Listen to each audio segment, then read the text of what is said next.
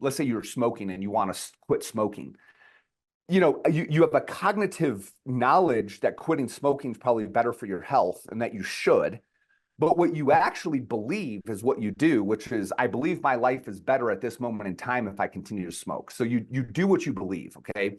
Beliefs drive motivation. You're not going to be motivated to do something where you don't believe that you're going to get the intended outcome, right? And this stands as a big impediment to people taking actions in their lives that actually improve their life, their health, their business, their relationships, is that even if I continue to do these actions, I might not necessarily get the outcome.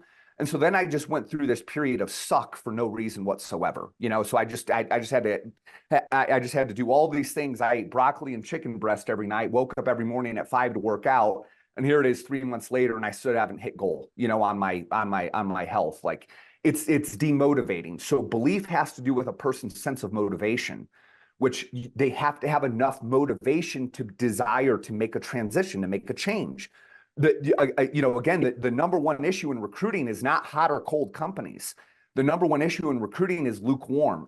I'm comfortable enough here. It's the inertia that a person's already in that we have to break them out of. That's the number one issue that prevents us from being able to successfully recruit.